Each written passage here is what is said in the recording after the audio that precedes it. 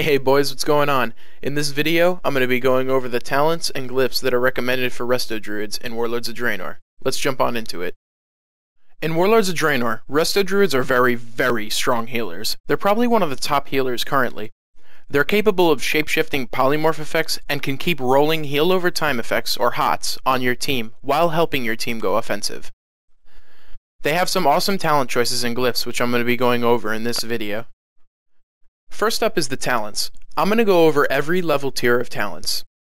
The level 15 tier has a choice between a 15% movement speed increase, Displacer Beast, which is basically a mage blink for a druid, and Wild Charge, which changes depending on the form that you're in. Feline Swiftness is a waste of a talent because you as a Resto Druid have travel form, and on top of that you can jump into cat form and you have a 30% movement speed increase.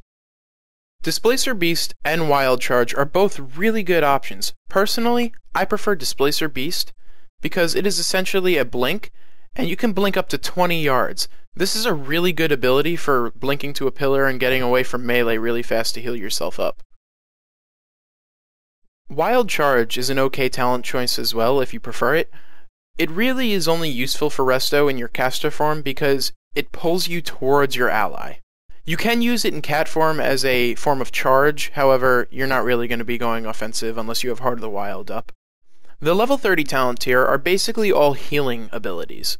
I would never take Renewal as a Resto Druid because it's really only useful if you're guaranteed going to get trained, and you can never really be 100% sure of that.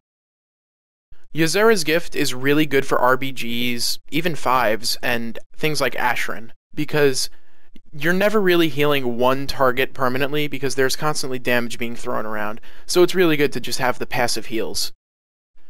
Cenarian Ward is the talent that most druids should go for Arena due to the fact that it's a really strong, undispellable heal over time effect that heals for a decent amount. The level 45 talent tier really only has two viable options.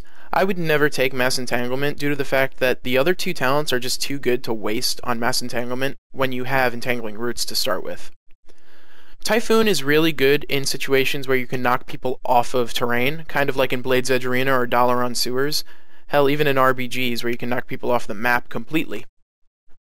Fairy Swarm is a really strong option, however, because Resto Druids no longer have Fairy Fire, and Fairy Swarm not only reduces movement speed by 50%, but also makes it so stealth classes cannot stealth. This counters rogues pretty hard due to the fact that you can spam it on them even if it gets dispelled.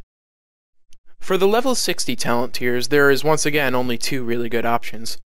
Force of Nature is not something I would ever really choose because the healing touch is just not that strong, and the other talent options are really just a lot better in my opinion. Soul of the Forest is really good for RBG situations, or pretty much when you fight arena teams that don't do burst damage but instead do a lot of damage over time, because it's a lot more of a consistent talent. Incarnation Tree of Life I like to choose when I'm fighting a lot of bursty comps because it's not as consistent, but it's a really strong burst healing cooldown that you will need when you're fighting things such as TSG or KFC. The level 75 talent tier once again really only has two good options for Resto Druids. Ursol's Vortex is really only good for balanced druids when they use Solar Beam. It's not so great for Resto Druids. Mighty Bash is a really good CC to take when your team doesn't really have that many stuns. It'll be an extra stun, and you can actually Cyclone right out of it. The same with Incapacitating Roar. You take it if your team doesn't really have any disorient effects, and you can once again Cyclone out of it. The level 90 tier has really one overpowered ability for Resto Druids at the moment, Heart of the Wild. Dream of Cenarius makes druids more like Disc Priests where they can smite and off-heal. Nature's Vigil is kind of a weak, short cooldown that acts like Beacon of Light on pallies. Heart of the Wild is definitely the best and probably one of the only choices, even though it's a long 6-minute cooldown. It lasts for 45 seconds, and it's also undispellable. It makes you able to do a lot of damage. I've seen Resto Druids top damage meters because of this ability. I have hit Ferocious Bites as Resto for around 80k damage, as you can see in this clip right here. I hit for 66k right at the end, right before the skirmish ends. This also affects Moonfire, so make sure you throw that up, and jump into cat form and help your team DPS, but only do this if you can afford going on offense and not healing. Finally, the level 100 tier has 3 really good options, however only 2 are good for PvP. Moment of Clarity is really a PvE type talent because you're not going to be able to cast for 5 seconds straight in PvP, it's just not real. Germination is actually a really good talent because you can buff 2 rejuvenations at the same time. Look at the top right of my screen and you'll see, there's my first rejuvenation, and my second rejuvenation. Now, they actually stack when you use Genesis, which consumes your rejuvenation and puts it into a short burst heal. So you see they all condensed, and now I'm doing 5.2k, 9k crit ticks for healing on myself. To contrast, I'm going to spec out of Germination. As you can see, I have no 100 talent, and now I'm going to use Genesis with only 1 rejuve. As you can see, it's ticking for half the amount. The other level 100 talent option is Rampant Growth, and actually this is my personal favorite. It removes the cooldown on Swiftmend, but it does consume regrowth and rejuve now. So, as you can see at the top right, I pop my rejuve, and then I Swiftmend, and it consumes it, but I have no cooldown on Swiftmend.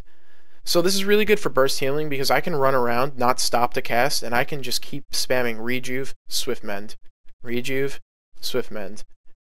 And it does consume regrowth as well, so if you have rejuve and regrowth, it does seem to favor regrowth heals instead of rejuve, so it will always consume that one first. But be very careful because this does consume your hots, which means that you will have no more hots on the target after you use Swiftmend. Next up, guys, are the Glyphs. We're going to be starting off with an empty Glyph book here so I can basically go over it from scratch with you guys. An almost mandatory glyph is Glyph of Cyclone, because it increases the range of Cyclone by 5 yards, and as a healer, you really don't want to leave the pillar if you can help it, and this extra range just really helps when it comes to getting your CC off. The other almost mandatory glyph is Barkskin, and it reduces the chance you'll be critically hit by 25% when Barkskin is up, and odds are if you're popping Barkskin, you're going to need a little bit of help because you're getting trained, so it's always good to have that. The third talent choice, right now there's a couple of options, but ultimately I think the best choice will probably be Enchanted Bark, because when you activate Barkskin, you get Aura Mastery for 5 seconds and can free cast. So basically you can't get silenced or interrupted. This is great if you're being trained, and you might even pop it just so you can get a couple of heals off to help your teammates. Currently, however, I'm running the Glyph of Blooming, and it increases the healing done when your life bloom explodes by 50%, and reduces the duration by 5 seconds, so it will bloom a lot faster. The only downside is it can be purged if you're fighting teams that have offensive dispels. Now that we've gone over the major glyphs, there are some minor glyphs that druids have that do help them in combat, unlike a lot of other classes. They're not huge advantages, but they're something. The first one is Glyph of Grace. Now, there are certain situations where if you jump at the right spot, or you go at the right speed, you can take fall damage in arena. One example is Dollar on Sewers, the beginning gate. If you jump, when you jump down, you'll take fall damage. This isn't mandatory, but you can pop that in there. You'll never take fall damage in arena again.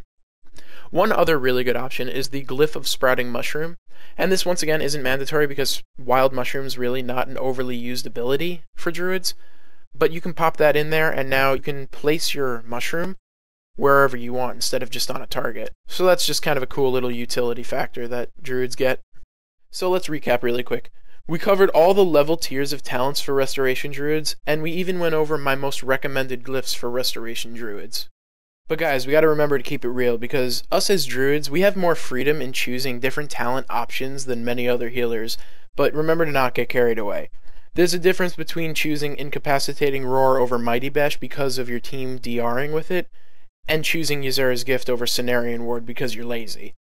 It's okay to choose something different because of DR, but it's not okay to choose a passive just because you don't want to learn to use an on-use ability. And that's about it. I hope that this Resto Druid Talents and Glyphs guide was helpful to you guys. I hope you were able to take something from it, and if you liked it, please leave a like and a comment.